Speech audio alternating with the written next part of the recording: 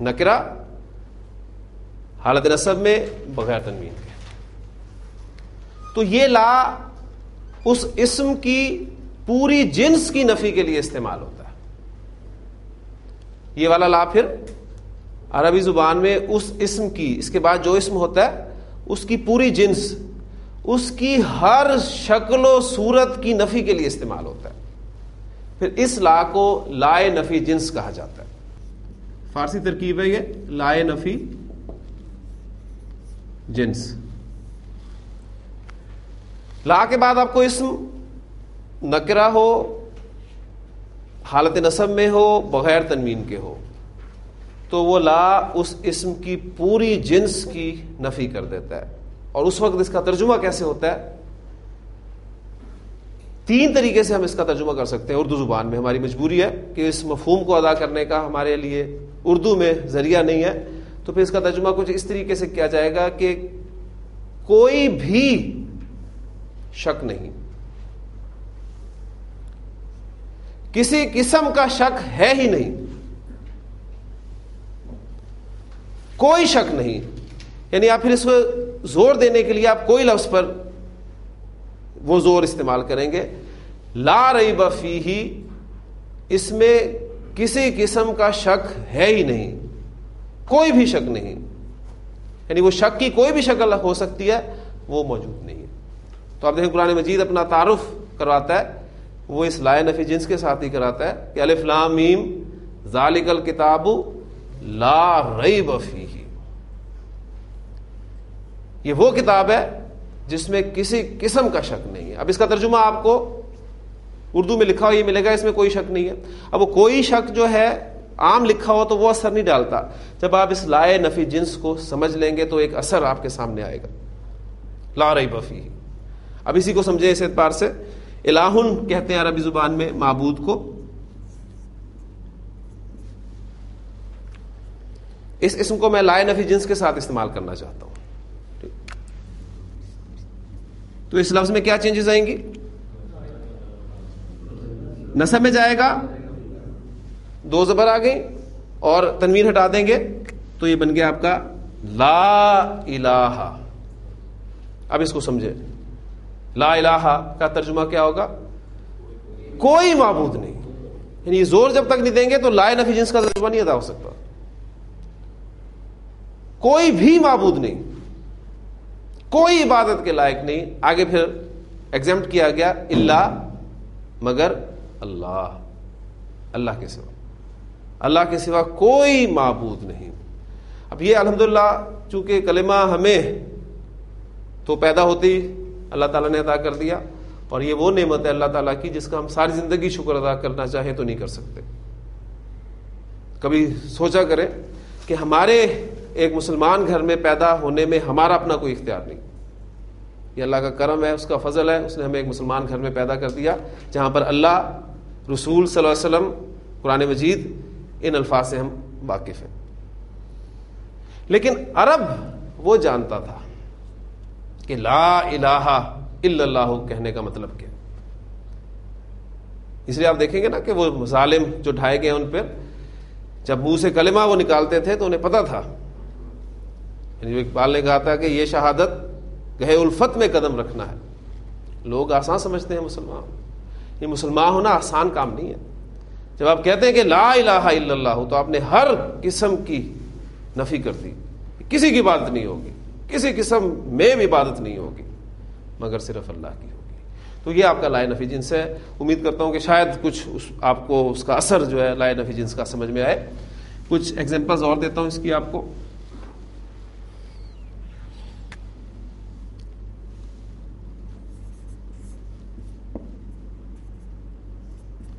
مدلن عربی زبان میں کہتے ہیں گمراہ کرنے والا.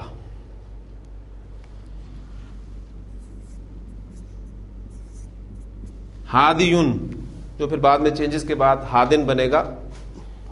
چینجز کیوں آئیں گی یہ بات کی باتیں ہیں، ابھی ہم نارمل اسما پڑھ رہے ہیں. مدلن گمراہ کرنے والا، ہادیون ہدایت دینے والا. اس کے ساتھ لائے نفی جنس کا استعمال. جی یہ کیا بنے گا آپ کا؟ لا مضل لا ہادی، کوئی گمراہ کرنے والا نہیں اور کوئی ہدایت دینے والا نہیں. یہ خطبہ جمعہ میں آپ الفاظ سنتے ہیں، من یہدہ اللہ فلا مضل لہ، جسے اللہ ہدایت دے اسے گمراہ کرنے والا کوئی نہیں. ومن یضللہ، اور جسے وہی گمراہ کر دے تو فلا ہادی لہ، اس کا کوئی ہدایت دینے والا نہیں. ایمان، جی لا نفی جنس کا استعمال دیکھیں،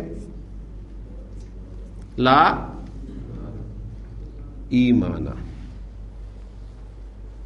لا ایمانا، نبی صلی اللہ علیہ وسلم نے فرمایا کہ لا ایمانا لمن لا امانت لہ، شخص کا کوئی ایمان نہیں جو امانت دار نہیں. اب یہ وہ کون سا ایمان، کس ایمان کی بات ہو رہی ہے؟ یہ وہ حقیقی ایمان. ایک تو آپ زبان سے اقرار کرتے ہیں تو آپ مسلمان ہیں، لیکن وہ قلبی یقین اس ایمان کی، حقیقی ایمان کی بات ہو رہی ہے کہ اس کا کوئی ایمان نہیں جو امانت دار نہیں ہے. ولا دینا، اور نہ کوئی دین ہے اس کا، لمن لا عہد لہ، جس میں عہد کی پاسداری نہیں، کوئی دین نہیں اس کا. ذلن کہتے ہیں عربی زبان میں سائے کو. اس کے ساتھ لا نفی جنس کا استعمال کریں، کیا بن جائے گا؟ لا ذلہ. اب اس مفہوم کو سمجھیں، کوئی سایہ نہیں، کسی قسم کا سایہ نہیں، سائے کی کوئی بھی شکل تمہارے ذہن میں آتی ہے وہ نہیں ہے، اس کی نفی ہو رہی ہے. ٹھیک ہے، سایہ آپ کو پتا ہے اس گرمی میں آپ کو کہیں چھوٹی سی پودے کا سایہ بھی نظر آئے تو آپ اسے بھی غنیمت سمجھتے ہیں، تو وہ بھی ایک سایہ کی شکل ہے. بعض اوقات آپ نے دیکھا ہے کہ انسان اسٹوڈنٹ ہے، اس کے پاس کتاب ہے تو اپنی کتاب اوپر کر لیتا ہے سائے کے لیے، اس کا بھی کتنا سایہ ہوتا ہے، اس کی بھی نفی ہے. لا ذلہ، نبی صلی اللہ علیہ وسلم کی حدیث جو میں نے آپ کو یہاں سنائی ہے کہ سبعۃ، 7 قسم کے افراد ایسے ہیں، یذلھم اللہ فی ذلہ، جنہیں اللہ تعالیٰ اپنے عرش کے سائے تلے جگہ عطا فرمائے گا. یوما، ایسے دن، لا ذلہ، جس دن کسی قسم کا سایہ نہیں ہوگا. تمہارے ذہن میں سایہ کی کوئی بھی شکل ہے اس کو نکال دو، کسی قسم کا سایہ نہیں ہوگا. الا، ہاں ایک سایہ ہوگا، ذلہ، اس کے عرش کا سایہ. اور وہ 7 کیٹیگریز، اس موسم میں آپ اس حدیث کو میں سمجھتا ہوں کہ کچھ نہ کچھ سمجھ سکتے ہیں کہ ابھی تو سورج ہم سے پتہ نہیں کتنی دور ہے، تو یہ حال ہے ہمارا. اور جب سورج بھی اتنا قریب ہوگا اور سایہ بھی کوئی نہیں ہوگا تو پھر کیا کیفیت ہوگی. لیکن مومنوں پر، جو اللہ کے خاص بندے ہیں، ان پر یہ دن بھاری نہیں ہوگا انشاءاللہ. تو اللہ سے دعا کریں اللہ تعالیٰ ہمیں ان مومنوں میں شمار فرمائے.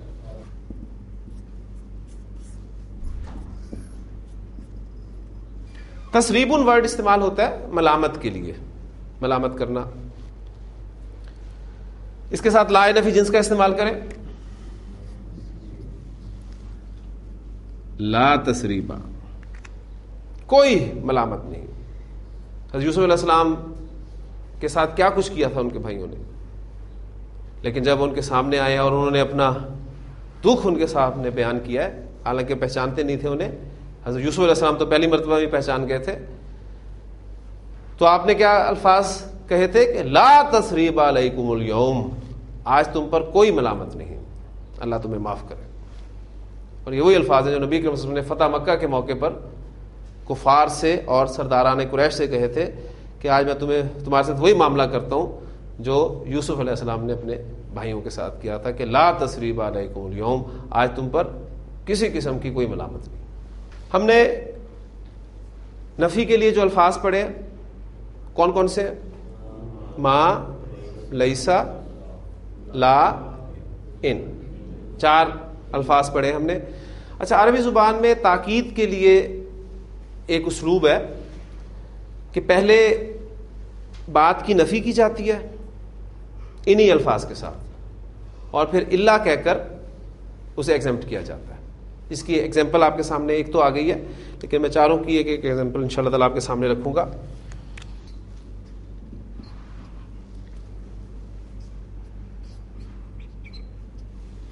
لیسا ڈیش الا ڈیش، یعنی پہلے نفی کی جائے گی پھر الا کر کے ایگزیمٹ کیا جائے گا، اور یہ تاکید کے لیے عربی زبان میں اسلوب استعمال کیا جاتا ہے.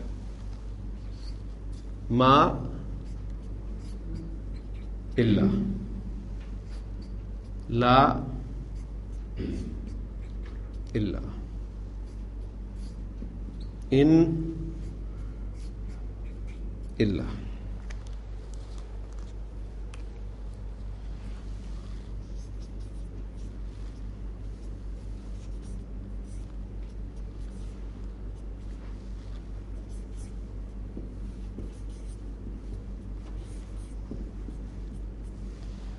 سورۃ الغاشیہ میں آپ نے الفاظ پڑھے تھے کہ جب انہیں جہنم میں ڈالا جائے گا مجرموں کو، اور تسقا من عین آنیۃ، اور انہیں کھولتے ہوئے چشمے سے پلایا جائے گا، تو وہاں پر الفاظ ہیں لیس لہم طعام الا من ضریع. پہلے نفی کی گئی کہ نہیں ہوگا ان کے لیے کوئی کھانا مگر ضریع میں سے، یعنی یہ ضریع ان کے لیے کھانا ہوگا. اس کا طریقہ یہ ہوتا ہے کہ لیسا اور الا جو بھی الفاظ آئیں گے ان کو اگر ہٹا دیں تو سادہ جملہ آپ کے سامنے آ جاتا ہے. یعنی لہم طعام، ان کے لیے کھانا ہوگا ضریع میں سے. تو ایک تو یہ عام بات ہے، زور دینا مقصود ہے تو پہلے نفی کی گئی لیس لہم طعام الا من ضریع. اسی طرح قرآن مجید میں ہے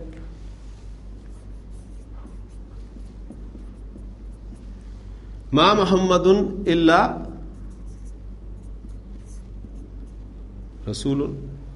ما اور اللہ کو ہٹا دیں تو محمد رسول، محمد صلی اللہ علیہ وسلم ایک رسول ہے. ما محمد الا رسول، نہیں ہے محمد صلی اللہ علیہ وسلم ایک رسول. اب لا الہ الا اللہ کی ایگزامپل آپ کے سامنے ہے. لا الہ الا اللہ،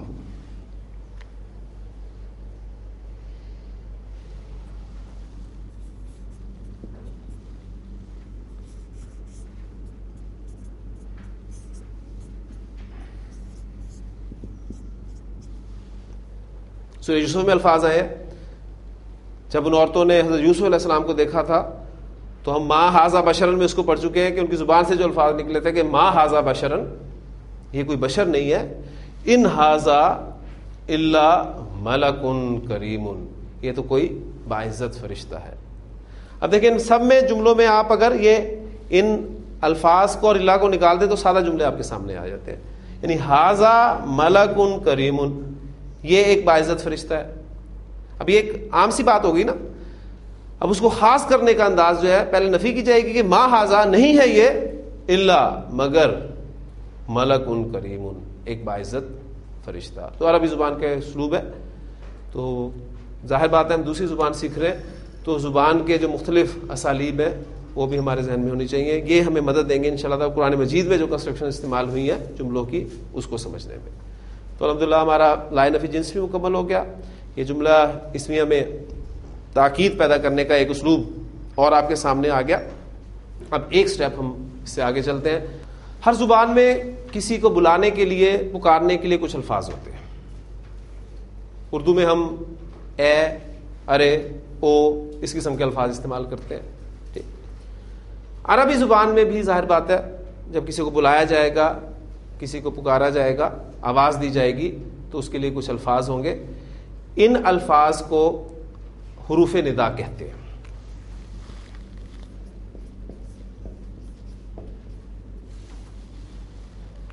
ندا کے معنی آپ کو معلوم ہے، حروف ندا. اچھا، عربی زبان میں کچھ حروف ندا استعمال ہوتے ہیں لیکن ایک سب سے زیادہ استعمال ہونے والا حرف ہے وہ ہے یا.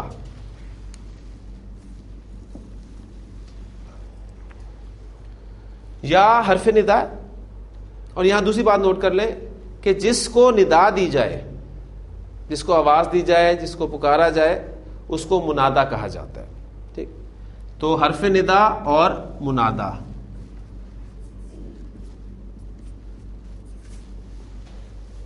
اب ہم اس چیز کو سمجھیں گے کہ جس کو آپ بلا رہے ہیں، آواز دے رہے ہیں، پکار رہے ہیں، اس کے ساتھ جب یا استعمال ہوتا ہے تو کچھ شکلیں وجود میں آتی ہیں. ان شکلوں کو ہم سمجھنے کی اب کوشش کریں.